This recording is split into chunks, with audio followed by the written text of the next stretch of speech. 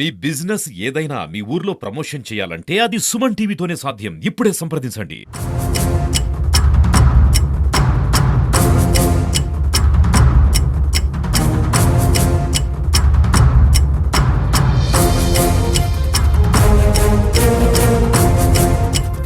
విశాఖపట్నం భీమిలి నియోజకవర్గం శ్రీ శ్రీ శ్రీ వరాహ లక్ష్మీ నరసింహస్వామి ఈరోజు నిజరూప దర్శనం అయితే కనుక అక్షయ తృతీయ రోజు ఇస్తున్న పరిస్థితి.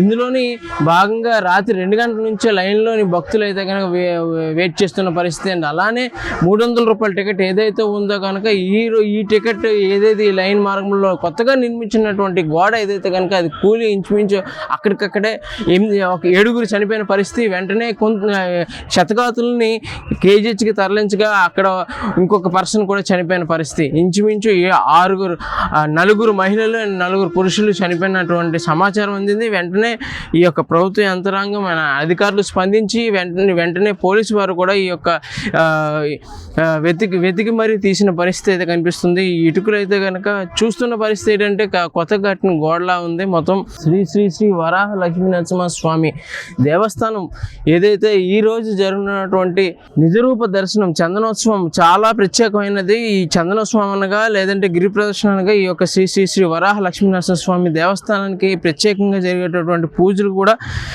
వేరుగా ఉంటాయి. ఈ రోజు కేవలం 1,00,000కు పైగా భక్తులు వచ్చి దర్శించుకునే పరిస్థితి అయితే కనిపిస్తూ ఉంది. అండ్ ఆల్రెడీ ఈ 1,00,000కు పైగా 1,00,000 నుంచి 1,50,000 మధ్యలో అయితే కనుక భక్తులు వస్తారని కూడా సమాచారం అయితే అందిన పరిస్థితి.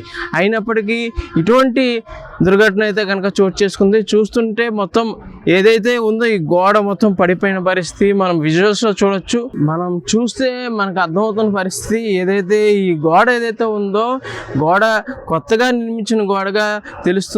ఈ రాత్రి పడిన వర్షం కూడా ప్రధాన కారణం అని కూడా చెప్పొచ్చు. అండ్ అలానే చూస్తే కనుక ఇటుక బట్టలు పడిపోయి ఇదే దీంట్లోని 7 అక్కడికక్కడ మృతి చెందిన పరిస్థితి. ఇంకా హాస్పిటల్ తరలించగా ఇంకొక భక్తుడు కూడా చనిపోయిన పరిస్థితి.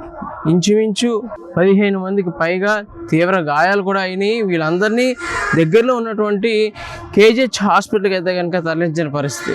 ఇది 300 రూపాయల టికెట్. ఈ 300 రూపాయల టికెట్ తీసుకున్నటువంటి భక్తులు ఈ మార్గంలో వెళ్ళి దర్శించుకోవాలి.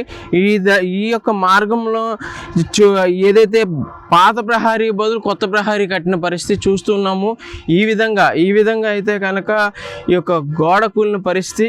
మొత్తం కొత్తగా కట్టిన గోడ అని చెప్పొచ్చు. పూర్తిగా నిజరూప దర్శనానికి చందనోత్సవం పిలుస్తుంటారు. చందనోత్సవం అత్యంత అద్భుతంగా ప్రతి ఏటా జరుగుతున్న పరిస్థితి. అటువంటి పరిస్థితిలో ఈ రోజు చోటు చేసుకున్నటువంటి ఒక దుర్ఘటన అని చెప్పొచ్చు. ఇటువంటి సంఘటన ఈ యొక్క గోడ కొత్తగా కట్టిన గోడ 300 రూపాయల టికెట్ ఏదైతే ఉందో ఈ యొక్క గోడ కూలి 7 అక్కడికక్కడ మృతి చెందిన పరిస్థితి. అలానే ఇంకొక భక్తులు కూడా ఈ యొక్క కేజీహెచ్ హాస్పిటల్ తరలించగా హాస్పిటల్ మృతి చెందిన పరిస్థితి.